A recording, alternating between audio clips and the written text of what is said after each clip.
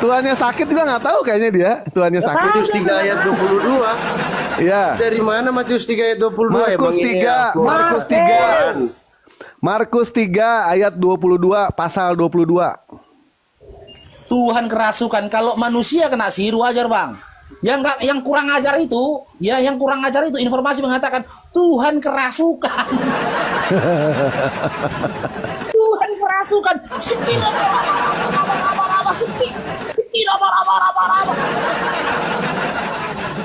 Kan kita tahu ya, yang namanya Yesus konon katanya bisa mengusir setan. Tapi kenapa Yesus malah kerasukan setan dan kerasukan Beelzebul? Iya, jawabannya ada di ayat itu juga. Tenang aja, kita menjawab pertanyaan Baik. sendiri. Kalau Al-Quran nggak Siap. bisa kan? Menjawab Ya, nggak pertanyaan apa-apa. sendiri. Ya, anggaplah Al-Quran nggak bisa. Dibaca. Coba dibaca Ya, nggak ayat apa-apa. di bawahnya ya. Ya, Udah, baca, selesai baca, jawab baca. ya. Nanti Baca aja, dibaca. baca. Kau baca. Ayat di bawahnya. Ya, baca. Di situ jawabannya. Nah, kalau Baca, Muhammad ini, Sebentar mulai dulu, dari gauli sebentar dulu, bibit, ini. bocil, Dia mati, nggak dia bisa, kan Bang. nggak bisa kan dijawab Al-Quran. Dia nggak mau Iya, dia. sampai colok Tapi keledai kayak juga ada, nggak Bang. mau dia. Colok Gimana keledai sih? ada. Bisa nggak Al-Quran? Colok keledai ada. Kita satu-satu. Gimana sih? kita. Oh, udah di mute, Ya, begini Capek ya. Supaya diskusi kita itu terarah. Tadi Iya, ente mau tenang mengatakan aja. pedofil. Saya sudah jawab. Nanti kita Jawabannya ada di siapkan bawah. juga. Coba Bebel dibaca. 1928 Nah, di mana Yesus sekarang saya itu tanya, kalau Yesus Al-Quran itu, sebentar bahwa dulu, dia bisa kita menjelaskan satu-satu. waktu Muhammad Matius 3 waktu dulu, Muhammad Matius itu 3 dulu. perang, gauli bocil, Sebentar. ya babu, min. Ya, sama kayak Yesus colok keledai juga.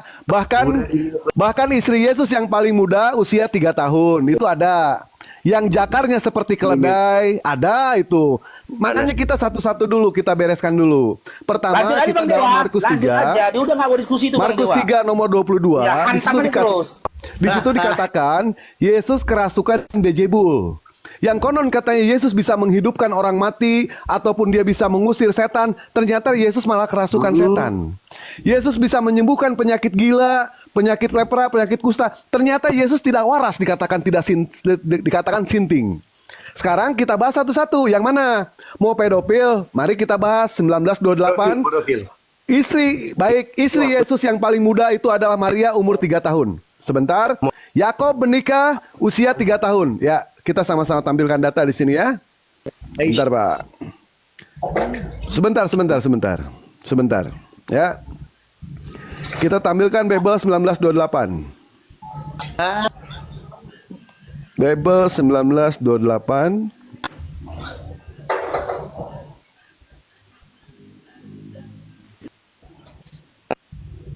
Biar gak di mute maka dengar dulu, habis itu baru kau narasi. Ini kok Bang Dewa narasi, kau narasi, siapa yang mau dengar? Satu-satu di bawah Bible 1928 dulu.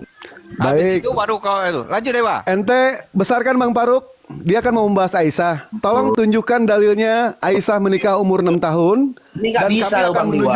Bang Dewa. akan menunjukkan Bang Dewa, dalilnya. ini Bang Hah? Dewa, ini kalau dikasih ngomong menghujat nih Bang. Iya, paham. Enggak apa-apa, enggak. kita Oke, di mute aja. enggak.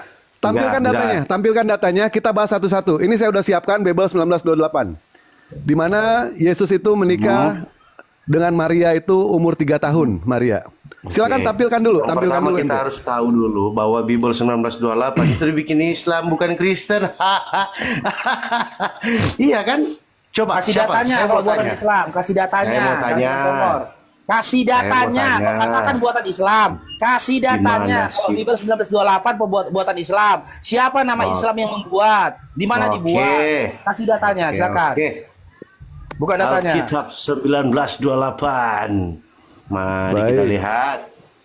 Kasih datanya. Bentar ya. Jangan di mute dong. Kenapa sih kalian takut sekali ya? Keren Islam ya. Santai, Keren ah. Islam ya bisa bikin Bible ya. Sementara Baik. Kristen nggak ada yang bisa bikin Quran. Keren Oh, memang iya, Islam karena ya. abad 7 beda sama abad 1. Baik, ini Bang Faruk, Dewa sudah menampilkan Yesus colok keledai sama usia pernikahan Yesus itu dengan Maria usia 3 tahun di Babel 1928. Ente tunjukkan tunjukkan dalilnya. Yang pertama, Itu sampai Bunda nembak Siti itu ya Bang Aisyah. Dewa. Kenapa? Itu sampai nembak ya. Yang sampai Ya, nembak itu dia. sampai nembak, colok keledai ya. Itu ya. Ngeri, Dan yang ngeri, kedua, ngeri. tolong tunjukkan Babel 1928 itu yang bikin umat muslim siapa namanya? Kami pengen tahu Siapa namanya. namanya? Sedangkan itu tertempel di dalam kitab NT pada tahun 1928. Tunjukkan dalilnya, besarkan. Dewa siap ini ya, Babel 1928 sudah Dewa siapkan Bang Faruk. Tenang aja ya Iwan Pila ya. Tenang. Hujatan kita lawan dengan hujatan, hinaan kebetulan saya gimana kangen sih? sama hinaan. Emang saya kalau bilang Muhammad cabul itu hujatan? Enggak kan? Nah, kan Loh, kalau oke, saya saya bilang bisa. Yesus cabul Loh. juga hujatan nggak itu kira-kira menurut ente? Ya, Karena tertulis di dalam Babel. Di dalam Babel mengatakan seperti itu. enggak ada, saya enggak. Oh, baik, alhamdulillah Iwan Pila ya.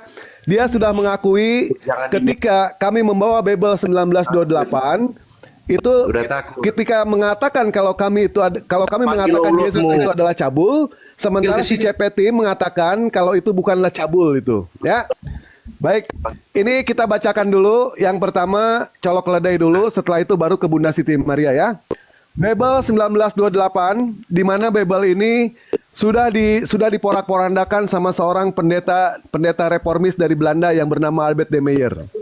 Di dalam Matius 19:28, Matius 20 nomor 22, naiklah Yesus ke atas keledai betina, seperti biasa Yesus selalu memasukkan jari telunjuk dan kemaluannya ke dalam lubang kemaluan keledai. Ini di sini dikatakan seperti biasa. Artinya seperti biasa itu adalah kebiasaan Yesus ya. Karena ini tertulis seperti itu. Kami bukan menghujat, tapi kami berdasarkan Babel yang tertulis di dalam 1928. Jadi coba berpikir secara akal di situ. Apakah pantas yang namanya Tuhan pekerjaannya itu, kebiasaannya itu colok-colok keledai? Karena beliau dikatakan tidak kawin. Ya, silakan Iwan Pila yang di bawah nilai sendiri itu. Saya tidak mau menghujat, tidak membawa ayat ini kalau bukan kepada si CP. Ya, karena kita tahu yang dihadapinya adalah guguk. Dia adalah guguk, dia pembenci Islam, dia Islamfobia. Ya, begitu ya. Dan ini sebentar Maria usia 3 tahun ya. Maria usia 3 tahun. Ini colok keledai udah. Kita Maria usia 3 tahun. Ente tunjukkan, Bang Faruk tolong besarkan. Tunjukkan Aisyah sama 1928 itu yang menulis adalah Islam. Tunjukkan. Kalau tidak ada selesai ya. Kalau tidak ada selesai ya, fitnahan ya. Gimana mau tunjukin kalau di mute-mute kayak gini? Gimana sih? Mau minta Dibuka ditunjukin? kameranya, Bos. Dibuka Bentar, kameranya. ya, ada gue HP yang satunya. Baik. Dibuka kameranya, tunjukkan ke kami. Bentar ya, bentar. Baik.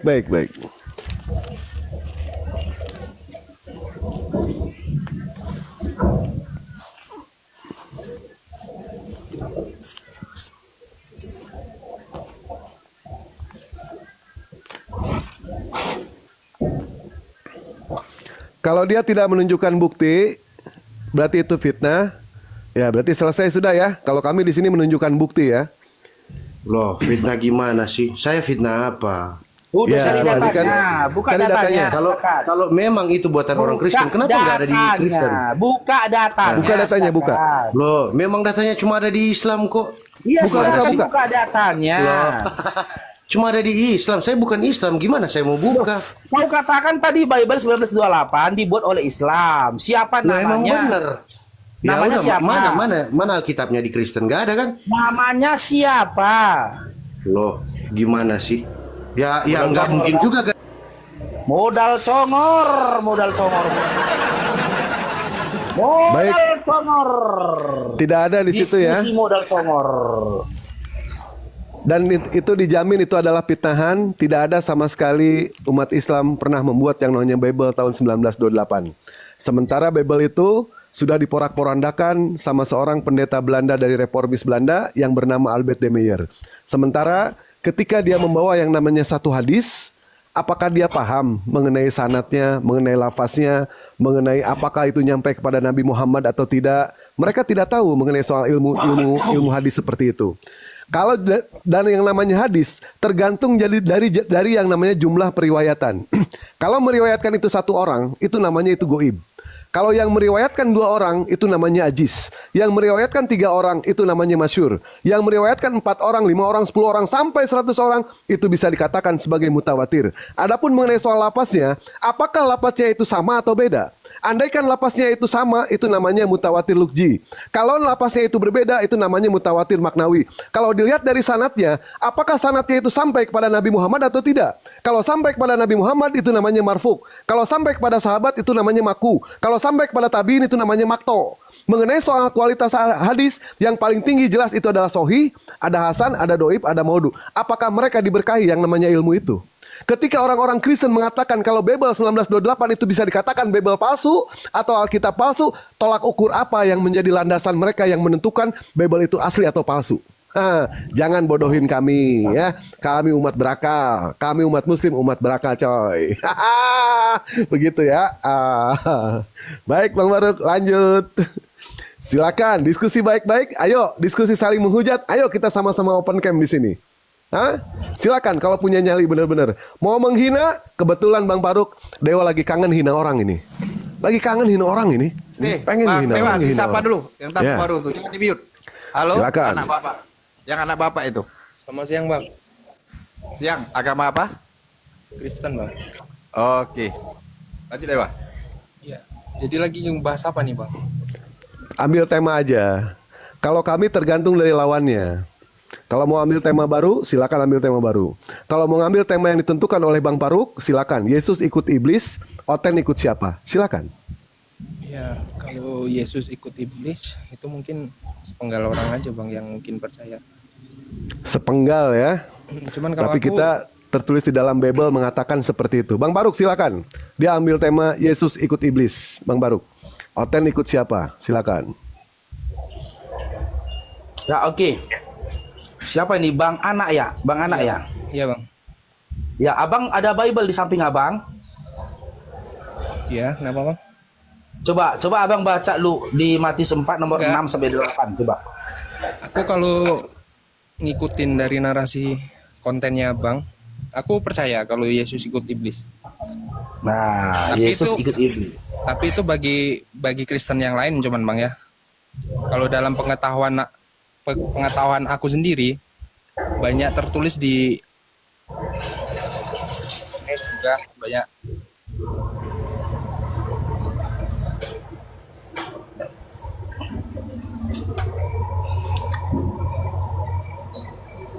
Ya, Bang Anak. Bang Anak.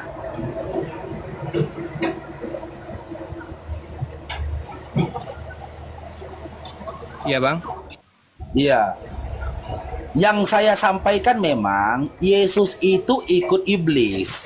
Tidak saya bilang kan Yesus itu tak mampu ya mengcounter cobaan dari iblis. Kenapa saya katakan Yesus itu ikut iblis? Ketika iblis membawa dia ke padang gurun, dia ke padang gurun. Kalau dia nggak mau ikut iblis, nggak akan sampai dia ke padang gurun. Ketika iblis membawa dia ke atas gunung, dia ke atas gunung. Nggak mungkin Yesus sampai ke atas gunung kalau Yesus menolak ajakan iblis ke atas gunung.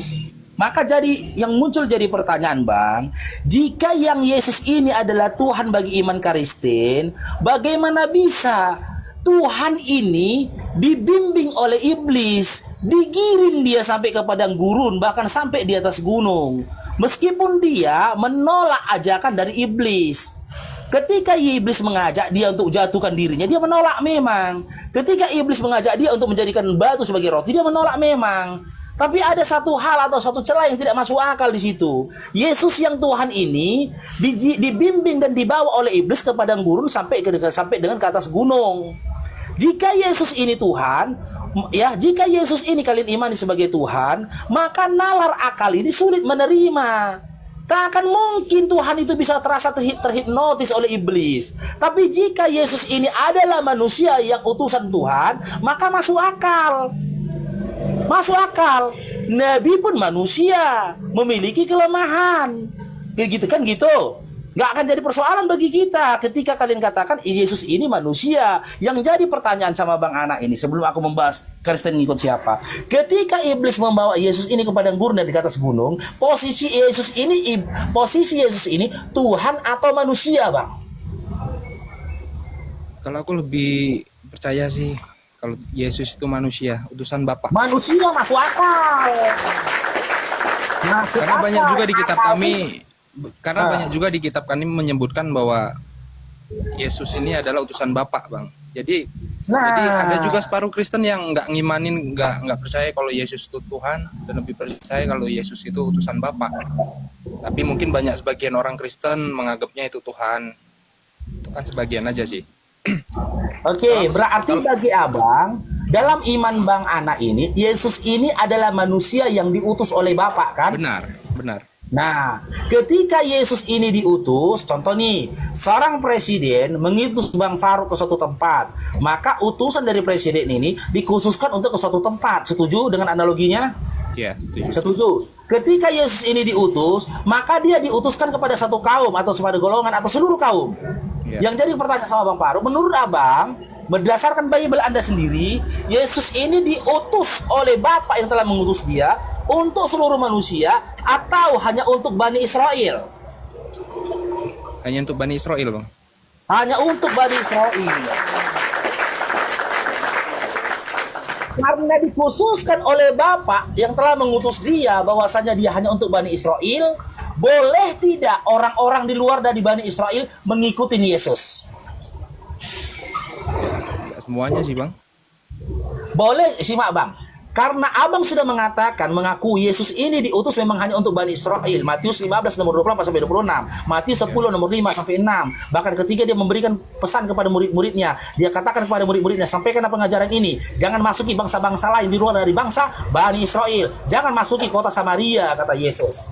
Karena memang aku diutus hanya untuk Bani Israel, kata Yesus. Ketika ada orang di luar dari Bani Israel berupaya untuk mengikuti Yesus, meminta pertolongan kepada Yesus, atau bahkan menumpang kepada Bani Israel, apakah itu diizinkan oleh Yesus?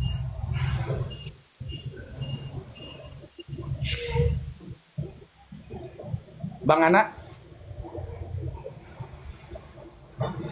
Pergi dia, teman-teman. Helma, ini Helma apa ini? Helma Silaban. Pergi dia. Beratnya di situ. Jadi gini ya, dari diskusiku sama Bang Anak tadi ya, kalau masih dia menyimak di bawah, saran Bang Faruk buatmu Bang Anak ya. Saran Bang Faruk buatmu Bang Anak. Ya, caramu menjawab tadi ya menggambarkan cara pemikiranmu. Cara pemikiranmu itu mengingatkan aku dengan aku 12 tahun. Siapa yang mau gini? Buat siapa ini? Mengingatkan aku tentang pemikiranku 12 tahun yang lalu. Ya, jika bisa saran kepadamu Bang Anak ya, lanjutkan baca Bible-mu abangku. Aku nggak minta kau baca Quran, bacalah Bible-mu. Baca Bible sampai habis. Baca dengan teliti, buka hatimu akan kebenaran. Ya, selaraskan dengan akalmu. Ya, ketika memang Bible saja sudah mengatakan dia diutus hanya untuk Bani Israel, apakah boleh orang-orang di luar dari Bani Israel mengikuti dia? Kasar kata Yesus abangku. Matius 15 nomor 26, kasar kata Yesus di situ. Ini kita baca teman-teman ya. Matius 25 Matius 15 nomor 25 sampai 28 sampai 30 lah kita baca ini ya. Nomor 25 yang kita baca ini. Kok Matius 25? Ini. Tetapi Yesus sama sekali tidak murid-muridnya 24, ya, di 25. Tetapi perempuan itu ya mendekat dan menyembah dia sambil berkata, "Tuhan, tolonglah aku." Tetapi Yesus menjawab, tidak patut bagiku, tidak patut mengambil roti yang disediakan bagi anak-anak dan melemparkannya kepada guguk. Apa kata Yesus, kata perempuan itu, Bang, yang meminta pertolongan Yesus di ayat 27-nya? Kata perempuan itu, "Benar Tuhan," katanya. "Namun anjing ini makan remah-remah yang jatuh dari meja tuannya." Maka kata Yesus menjawab dan berkata kepadanya, tetap teman-teman. Ya, ingat ini kubuka datanya. Tetap Yesus tak menerima dia sebagai murid. Ini tengok ini teman-teman. Yesus tak menerima dia sebagai murid. Yesus tidak menerima dia sebagai murid. Tetapi Yesus memuji kesungguh-sungguhannya. Meskipun si perempuan itu mengaku mau diumpamakan dengan guguk, Yesus tetap menolak dia sebagai muridnya. Hanya Yesus memuji kesungguh-sungguhannya. Apa kata Yesus? Maka Yesus menjawab dan berkata kepadanya, "Hai ibu, besar imanmu, maka jadilah kepadamu seperti yang kau kehendaki." Dan seketika itu juga anaknya sembuh.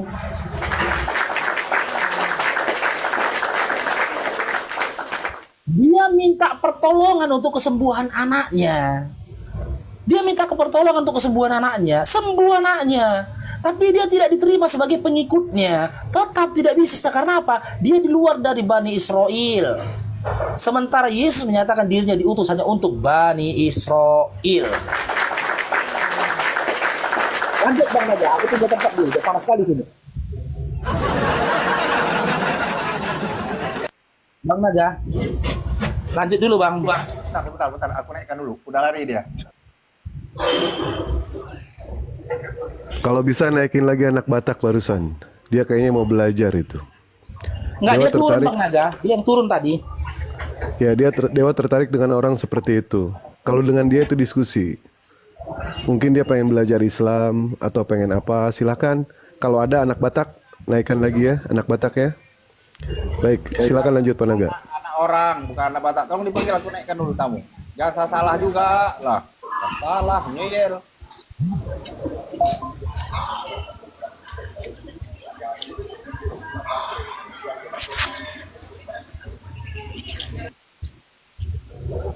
Oke, kita panggil dulu ya. Alexander, selamat pagi. Agama apa Alexander? Selamat, saya dari Papua, saya agama Katolik. Katolik yang Priska ya? Priska yang Katolik ya? Priska ya? Priska ya? Yang Katolik siapa? Ya. Priska ya? Muslim bang, Muslim. Oh, Muslim di bawah aja ya. Oke siap. Pak C. Aduh, ditinggalin. Itu aja. Bang Dewa, ini Alexander dari Katolik. Kau naga atau si naga ngapain? Kau Ya tanya, silakan kau si naga, kau si Pak Alex. naga. Apa yang mau dibahas silakan. Mau bahas mengenai soal yang judulnya, berarti dengan Bang Paruk. Kalau mau tema baru, mau bertanya, mau ditanya, berarti dengan Dewa. Silakan. Aduh, saya bingung ini temanya apa nih Bang? Itu temanya, apakah Yesus ikut iblis dan Oten ikut siapa? Mau bahas itu? Aduh, temanya nih ngeri-ngeri ini. Ya, kita di sini aja Bang. Kita berdiskusi itu berdasarkan text proof, berdasarkan apa yang tertulis. Jangan menggunakan iman, tetapi gunakan akal di situ. Ya, apakah benar Yesus mengikuti iblis? Dan sementara apakah benar Oten itu sama mengikuti dengan iblis? Mari kita bahas berdasarkan dari referensi ayat yang tertulis. Andaikan tidak tertulis, ya silakan bantah ayat itu. Begitu Bang ya? Siap. Baik, Bang Paruk, silakan Bang Paruk. Temanya Yesus ikuti iblis. Lanjut dulu Bang Naga, aku mau kamar mandi. Oh, mau kamar mandi. Sebentar ya, Pak Alex ya. Mungkin Pak Alex Jauh mau... pulang kamar mandi ini. Baik. Mungkin Pak Alex mau diskusi apa Pak Alex? Kalau dengan Bang Paruk temanya yang tertulis, kalau dengan Dewa terserah mau bahas apa. Silakan. Tema yang tertulis aja, berapa Bang? Tema yang tertulis berarti nunggu Bang Paruk bentar ya. Oke, siap. Ya inti poinnya gini Bang Naga, Bang Dewa. Ya. Poinnya gini.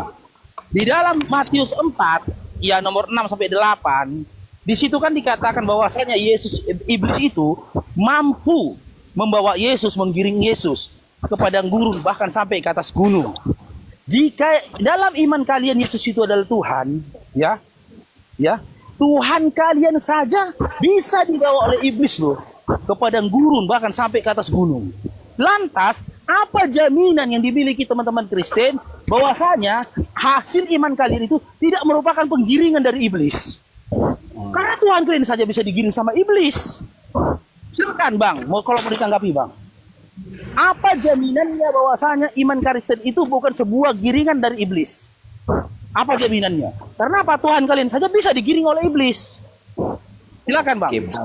Oke Bang, saya tanggapi sebentar boleh? Silakan.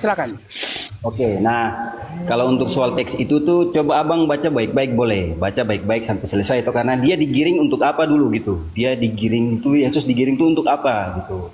Bang, kita nggak membahas untuk apanya. Dari awal tadi aku sudah sampaikan bahwasanya aku sepakat ketika iblis mencobai Yesus, iblis tak mampu mencoba Yesus. Aku sepakat. Iya. Gitu loh. Cuman yang jadi persoalannya bagaimana bisa Yesus ini dibawa oleh iblis sampai ke padang gurun dan di atas gunung. Kalau dia tidak tunduk dan patuh pada iblis. Kalau dia tidak tunduk dan patuh pada iblis, mana mungkin dia sampai ke padang gurun dan juga sampai dia ke atas gunung gitu loh.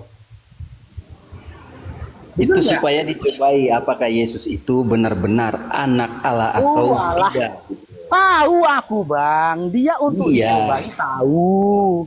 Cuman kalaulah Yesus tidak tunduk dan patuh kepada iblis, mana mungkin dia sampai ke padang gurun dan di atas gunung? Karena yang membawa dia ke padang gurun dan di atas gunung itu adalah iblis, betul nggak? Betul. Nah, berarti iblis mampu kan menggiring Tuhanmu sampai ke padang gurun dan di atas gunung kan? Ya. Mampu. Nah, dengan dasar itu aku berpikir Tuhanmu saja bisa digiring oleh iblis sampai ke padang gurun dan di atas gunung. Lantas, apa jaminan dari imanmu ini? Ya, apa jaminannya bahwasanya imanmu ini tidak penggiringan dari iblis? Apa jaminannya? Jaminannya ya itu loh, kan kita itu berpegang pada kata-kata bahwa Yesus tidak bisa dicobai, itu apa yang iblis katakan tuh tidak bisa dicobai gitu. Itu jaminannya kita itu loh, Pak. Aku tahu loh bang, abang tahu nggak pencobaan dengan penggiringan? Waktu Yesus digiring oleh iblis itu belum dicobai kan? Iya. Gitu. Nah, Dia kan tapi dicobai. iblis mampu menggiring Yesus sampai dibawa di ke padang gurun dan di atas gunung. Apa yang tidak Tuhan mungkin bagi saja. Allah coba?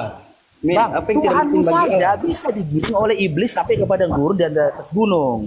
Lantas apa jaminan bagi iman Kristen ya memastikan bahwasanya iman kalian itu tidak merupakan penggiringan dari iblis? Apa jaminannya? Karena Tuhan kalian aja bisa digiring sama iblis gitu loh, Aku Bang. tidak bisa bilang Silakan. begitu. Kau salah. Aku tidak bisa bilang begitu. Kau salah itu. Yesus itu dalam rupa manusia saja, men. Orang bisa kerasukan iblis. Kau bayangkan tidak? Kau bisa membayangkan itu. Dalam wujud manusia saja, kita ini bisa kerasukan setan. Betul ke tidak? Atau kau tidak bisa kerasukan, tidak mengerti itu?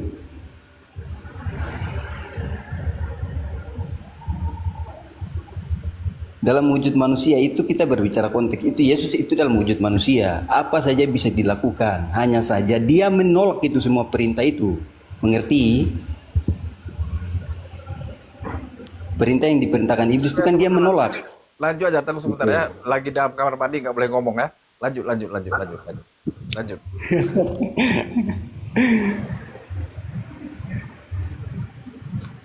Selagi Bang Faruk di kamar mandi, kita promosi dulu di tap layar ya yang kencang ya, dikirim love orange-nya ya, love orange.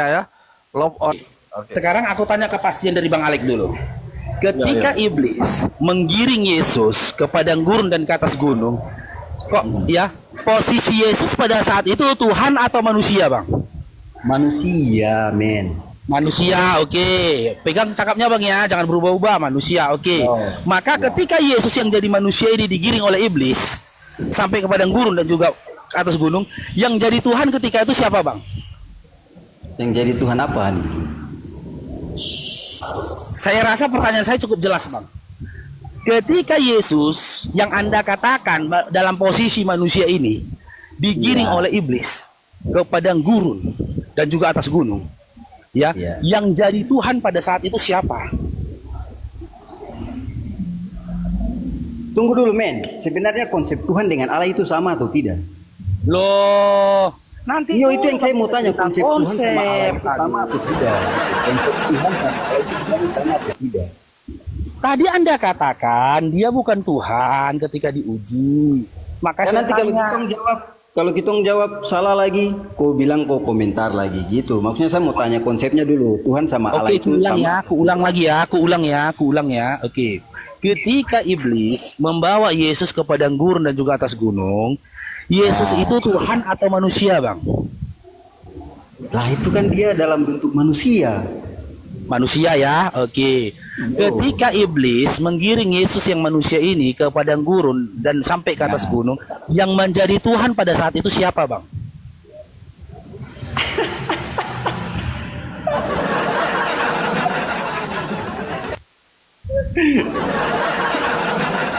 Parah sekali. Yang jadi Tuhan pada saat itu siapa, Bang? Yesus itu Tuhan. Makanya saya tanya konsep menurut kau Tuhan dengan Allah itu kan. Kita ulang lagi ya, Itu nggak usah ulang pertanyaan. Yesus diuji oleh iblis, dibawa ke padang gurun dan di atas gunung. Yesus itu, simak dulu Bang, Yesus itu Tuhan atau manusia, abangku? Lah dia itu dicobai dalam bentuk manusia, dalam wujud Manusia, oke, manusia Bang ya. Sekarang ku tanya, ketika iblis mencoba Yesus yang dalam bentuk manusia ini, ya, dibawa dia ke padang gurun dan ke atas gunung, ketika itu siapa yang jadi Tuhan, abangku? Allah toh. Oke, Allah itu adalah Tuhan. Nah, berarti Allah itu bukan Yesus, Bang, kan? Iya toh. Allah bukan Yesus memang. Oke, Allah itu bukan Yesus dan Allah itu adalah Tuhan, betul? Betul? Betul, Allah itu bukan Yesus. Betul, oke. Sekarang katakan kepada kami, lantas sejak kapan Yesus itu berubah menjadi Tuhan? Bukan berubah menjadi Tuhan, dia itu bukan berubah menjadi Tuhan. Itu seperti gelar begitu. Kau mengerti gelar? Mengerti gelar. Oke, kapan Yesus mendapat gelar Tuhan? Saat malaikat menampakkan diri pada para gembala, malaikat menampakkan diri pada para gembala, dia menyampaikan begini, jangan takut, sebab aku menyampaikan kabar sukacita bagi umat manusia. Hari ini telah lahir bagimu juru selamat, yaitu Kristus Tuhan di kota Daud. Ingat Kristus Tuhan di kota Daud. Iya, yang diberitakan itu kelahiran siapa, Bang? Malaikat lah, malaikat Gabriel yang Tidak, dikirim. kelahiran siapa yang diberitakan itu? Kelahiran Tuhan itu siapa Yesus. ketika itu? Kelahiran Berarti Yesus ketika digiring oleh iblis sudah jadi Tuhan lah dia, Bang. Itu manusia. Kau mengerti? Kau lihat Yesus itu Tuhan. Allah itu tidak bisa dilihat. Iya, tapi berarti ketika diuji sama iblis, digiring oleh iblis sudah Tuhan lah dia berarti itu, Bang. Waktu itu. Tuhan dalam bentuk wujud manusia. Oke, ulangin lagi, Bang. Ini kok muter-muter kita. Ditanya lagi ya, ketika iblis menggiring Yesus ke padang gurun dan ke atas gunung, Yesus itu gelarnya Tuhan atau manusia, Bang? Kalau kau bilang gelar boleh, men. Saya tunggu kata itu. Tuhan atau manusia? Kalau kau bilang Yesus gelar Tuhan, ya iya, dia jelas gelar Tuhan. Oke, apakah Allah yang telah mengutus Yesus gelarnya juga Tuhan?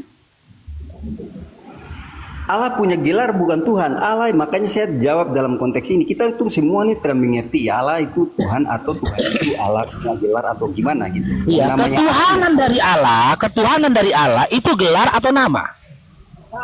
lah tadi kan saya tanya ente gitu tuh bro. Ketuhanan dari, karena gini Bang, biar aku dapat ini ya titik dari diskusi abang ini. Yesus ini kan gelarnya Tuhan. Kalau Allah ini gelarnya apa? Allah itu Allah yang Maha berarti Esa. Allah itu nama ya. Berarti Allah itu nama ya. Ya. Allah itu nama ya dalam Islam ya, dalam Kristen ya. Iya. Oh, ingat teman-teman ya, simak ya, dia katakan Allah itu nama ya, Allah itu nama di dalam iman Kristen. Oke, Allah yang bernama Allah ini gelarnya apa, Bang? Allah itu Allah, dia tidak punya gelar. Itu Allah yang menciptakan kita semua di dalam bumi ini. Oke, Matius 11 nomor 25. Aku bersyukur kepadamu Bapa, Tuhan Allah, Tuhan semesta, Tuhan langit dan bumi. Iya. Matius 11 nomor 25. Di situ dikatakan bahwasanya Allah Bapa itu adalah Tuhan langit dan bumi. Kenapa kau tak mengatakan bahwasanya Allah itu adalah Tuhan? Matius 11 nomor 25 aja mengatakan bahwasanya dia adalah Tuhan kok. Ulangin lagi Bang. Allah ini Tuhan bergelar Tuhan atau bukan? Men, saya ini bukan Hey, barang-barang itu. Karena tadi saya kan tanya, apakah Tuhan dengan Allah itu sama atau tidak? Makanya tadi kan saya tanya ente gitu. Bang, aku tidak mau mengintervensi imanmu. Tadi kau katakan Allah itu bukan Tuhan, ya kan, betul? Sementara Matius 11 nomor 25, Yesus mengatakan bahwasanya Allah itu adalah Tuhan, langit dan bumi. Yang benar Anda atau yang bohong Yesus? Yang benar siapa? Yang bohong ini siapa? Anda atau Yesus yang bohong, Bang? Yang benar ya yang Anda baca itu sudah gitu. Saya tidak bisa bilang saya benar gitu. Berarti Anda bohong ya tadi ya, mengatakan Allah itu bukan Tuhan ya. Bohong Anda ya. Bohong Anda ya. Oke. Allah ini bergelar Tuhan. Yesus yang digiring oleh iblis ke padang gurun dan atas gunung ini juga bergelar Tuhan. Sudah berapa Tuhanmu, Bang?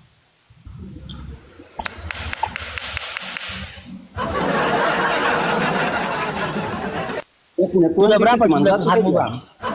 Oke, kita ulang ya. Kita ulang.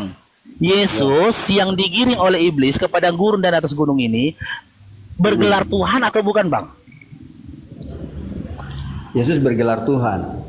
Tuhan, oke. Apakah Yesus yang bergelar Tuhan ini juga merupakan Allah?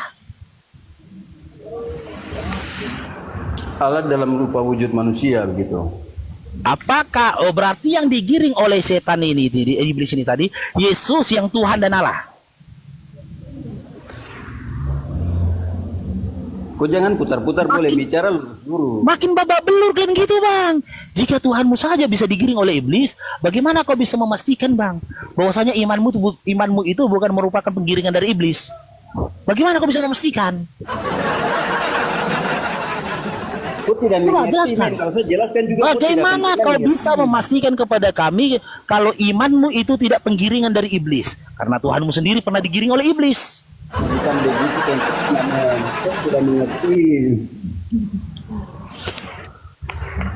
Kau tidak akan pernah Ya mengerti silakan, kalau saya Bang, jelaskan. berikan pengertian, Bang. Silakan. Jadi Silakan berikan begini, pengertian. Nah, saat dia digiring, yang menjadi iman dari seorang Kristen itu saat dia digiring, Yesus menolak semua perintah yang disampaikan oleh iblis. Itu yang menjadi pukulan iman bagi kita, pukulan berat bagi iblis, karena dia tidak mampu mencobai Yesus untuk melakukan salah satu yang diperintahkan. Itu. Yang saya bahas bukan pencobaan, Bang, tapi penggiringan.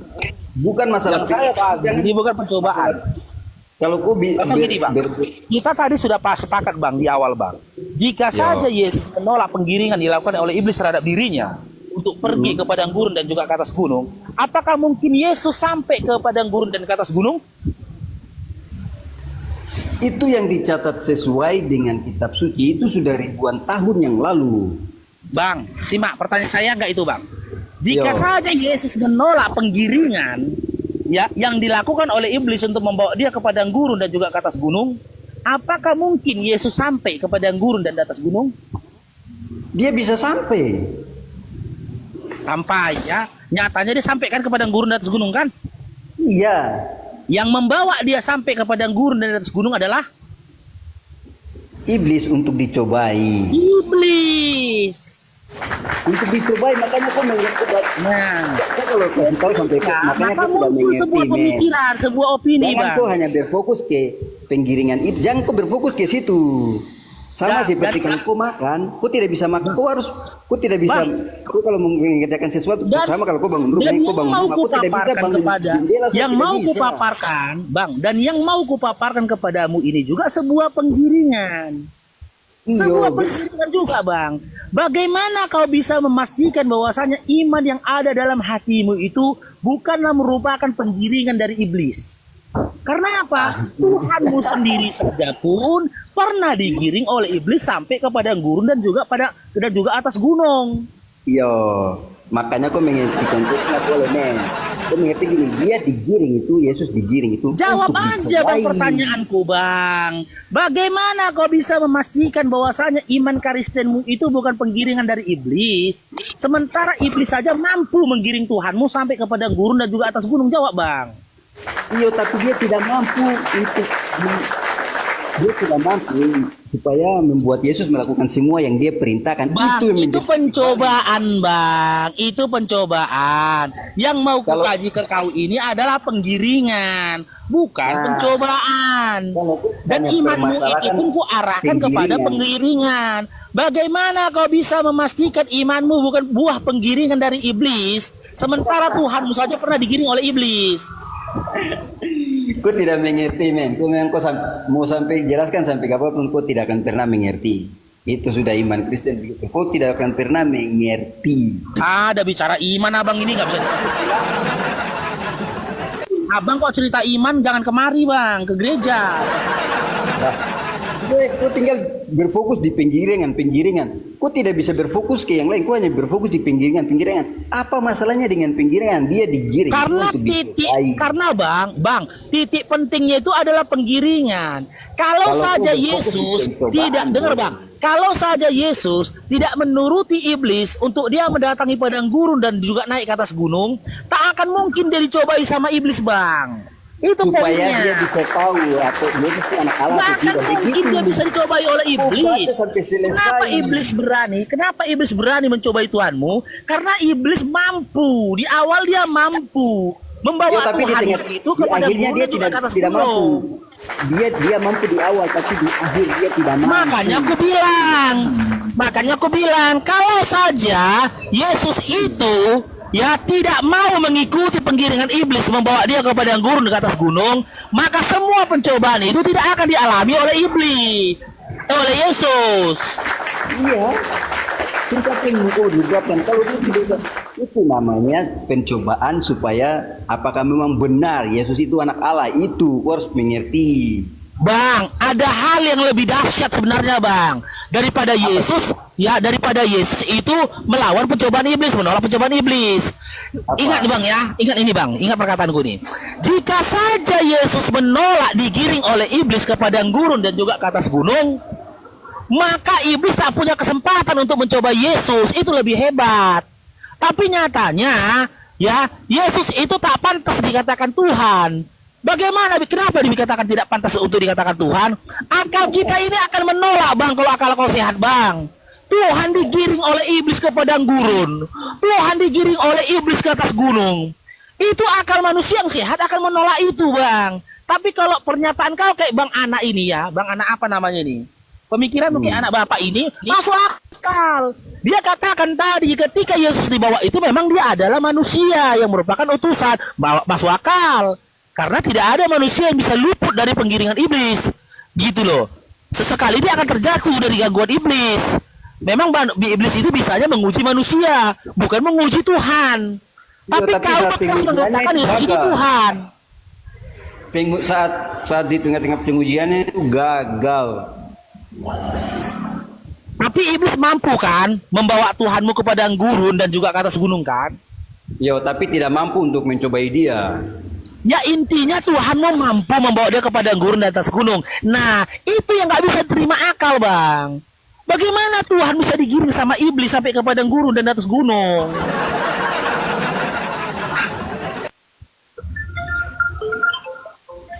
Gimana bang Alex? Bagaimana, Pak? Aman-aman. Ya jawab bang, dari tadi pertanyaanku nggak kau jawab. Jadi bagaimana bisa kau memastikan iman Kristenmu itu bukan penggiringan dari iblis? Sementara Tuhan kau aja bisa digiring oleh iblis. Bukan digiring oleh iblis memang, kita pun iman tidak bisa digiring iblis, tidak bisa. Izin. Hanya karena kau berfokus di situ, makanya Ya aku tidak. silakan bang Anak, silakan. Bang Alek, ini kan kita sesama Yo, Kristen aman. nih. Jadi aku mau nanya nih sama Bang Alek nih.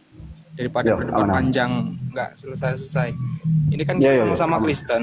Abang lebih percaya Yesus Tuhan apa utusan? Jujur Bang. Saya lebih percaya Yesus sebagai Tuhan dan Juru Selamat saya itu. Tapi di kitab kita banyak nih Bang yang bilang bahwa Yesus itu utusan Bapa. Jadi gimana itu pendapatnya? Kalau masalah utusan dengan Tuhan, saya ini bukan orang yang macam belajar agama terlalu dalam ya. Mau macam pendeta, pastor itu tidak. Bukan masalah kita belajar terlalu dalam. Kita kan ngimanin kitab kita, Bang. Gitu. Jadi di kitab kita aja banyak tuh, Bang, yang mengaku kalau Yesus tuh utusan Bapa. Iya kan? Iya. Tapi kenapa Abang lebih percaya kalau tuh Yesus tuh Tuhan? Apa yang membuat Abang tuh lebih percaya kalau Yesus tuh Tuhan, bukan utusan? Ada beberapa hal tuh yang membuat saya tuh yakin bahwa Yesus itu Tuhan. Jadi kata Tuhan itu Yesus dipanggil Tuhan itu saat benar-benar malaikat itu dia menyampaikan bahwa telah lahir bagimu juru selamat, yaitu Kristus Tuhan di kota Daud. Nah, itu yang menjadikan satu titik balik bahwa orang-orang mungkin menyebut Yesus sebagai Kristus Tuhan, itu sudah sebagai Tuhan, karena mungkin itu kabar dari situ ya. Itu salah satu titik baliknya itu. Oke, tapi di sini ini aku mau sebutin nih kitab-kitab kita yang menyebut bahwa Yesus adalah utusan Bapa. Yohanes 17 ayat 3, dan inilah hidup yang kekal itu, bahwa mereka mengenal Engkau satu-satunya Allah yang benar, dan mengenal Yesus Kristus yang telah Engkau utus. Itu di 17 ayat 3, Bang ya. Dan Yohanes 5-19, aku berkata kepadamu, sesungguhnya anak tidak dapat menghakimi sesuatu dari dirinya sendiri, jikalau tidaklah melihat Bapa mengerjakannya. Sebab apa yang dikerjakan Bapa itu juga yang dikerjakan anak. Itu di Yohanes 5:30 juga menjawab, aku tidak dapat berbuat apa-apa dari diriku sendiri, aku menghakimi sesuai dengan apa yang aku dengar, dan penghakimanku adil sebab aku tidak menuruti kehendakku sendiri, melainkan kehendak Dia yang mengutusku. Itu kan banyak, Pak. Di Filipi 4 ayat 13 juga banyak. Segala perkara dapat kutanggung di dalam diri, di dalam Dia yang memberi kekuatan kepadaku. Itu kan jelas-jelas kalau Dia emang benar-benar utusan, Pak. Bukan sebagai Tuhan. Iya, begitu. Gimana, Bang? Tapi saya tidak tahu ya, kembali dari kepribadian setiap orang ya, entah itu memang dia mau sebut utusan atau apa, kita tidak bisa menyalahkan dia juga gitu, karena kan setiap orang kan dia punya hak untuk mau menyebut itu Tuhan atau apa gitu kan. Kembali ke pribadi. Mungkin Bang Ana, kita kaji dulu nih Matius 2 nomor 11. Lukas 2 nomor 11 yang dikasih Bang Alex ini ya. Telah lahir bagimu, hari ini telah lahir bagimu juru selamat, yaitu Kristus Tuhan di kota Daud. Ini datanya. Aku sebenarnya nggak mau membahas ini, Bang, nanti lompat kemana-mana diskusinya, makanya aku mau fokus. Tapi karena Abang ini meminta, oke. Telah lahir bagimu juru selamat, yaitu Kristus. Kristus ini artinya apa, Bang? Yang diurapi. Tahu nggak apa? Yang diurapi. Telah hari ini telah lahir bagimu juru selamat, Kristus yang diurapi Tuhan di kota Daud. Tengok tandanya, Bang ya. Di sini ada koma, di sini juga koma. Yang diurapi, yang mengurapi Yesus ini siapa, Bang?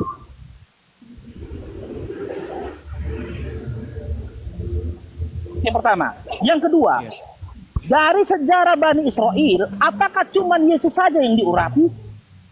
Daud juga diurapi. Ini Tuhan. Apakah dengan modal diurapi dia menjadi Tuhan? Daud juga diurapi, Bang. Apakah dia Tuhan? Berarti Tuhan Kristen banyak jadinya kalau hanya dengan modal Kristus. Yang diurapi Tuhan di kota Daud. Daud juga diurapi. Daud juga Kristus. Apakah itu Tuhan? Ya. Makin rancu nanti, banyak kali Tuhan kalian. Makanya aku tak mau mengarah kemari. Dan kalaupun kita mau mengarah kemari, kalau abang baca original teksnya, tanda koma ini tidak ada, abangku. Tidak ada tanda koma ini. Kristus ini artinya yang diurapi Tuhan di kota Daud. Orang yang diurapi, manusia yang mendapat pengurapan. Di dalam iman Bible kalian. Tak serta-merta dengan ada kata Tuhan di sini, dia menjadi Tuhan. Memang sebenarnya di dalam Bible kalian yang original teks ini tertulis Kyrios, bukan Theos. Mengarah kepada Tuhan pencipta langit dan bumi itu tertulis ada Theos kalau kita memaham dalam original teksnya. Jadi, Bang, untuk membantah ya, untuk mematahkan narasiku ini dan temaku ini sebenarnya gampang, Bang, mudah. Yang bisa mematahkan itu tadi Bang anak bapak ini. Sudah lama aku bawa tema, dia yang bisa mematahkannya. Apa yang bisa mematahkan temaku ini? Kejujuran. Itu bisa mematahkan. Aku tidak akan bisa lagi protes dan aku tidak akan mau berpanjang lebar lagi berdebat ketika kau imani Yesus itu memang hakikat manusia ketika digiring oleh iblis ke padang gurun dan juga ke atas gunung. Nggak bisa. Karena memang iblis mampu melakukan itu. Tapi kalau kau tetap berpegang pada doktrinmu mengatakan Yesus itu Tuhan, nggak akan diterima akalku, Bang. Akan berdebat kita sepanjang malam, Bang. Karena tak akan mungkin Tuhan yang hakikatnya maha tahu itu mampu digiring oleh iblis sampai ke padang gurun dan juga ke atas gunung.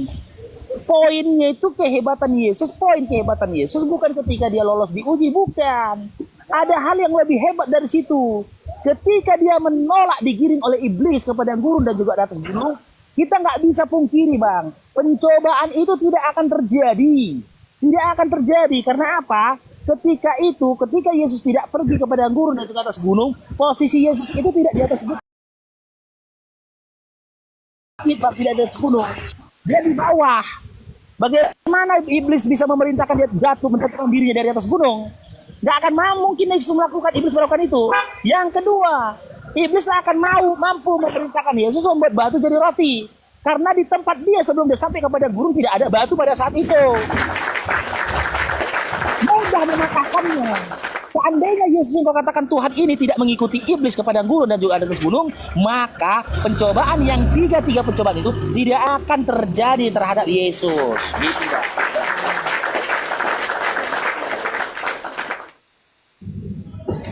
Oke, gimana? Kita lanjut ke Bang Ampi. Bang Ampi, Bang Dewa mana Bang Dewa ini?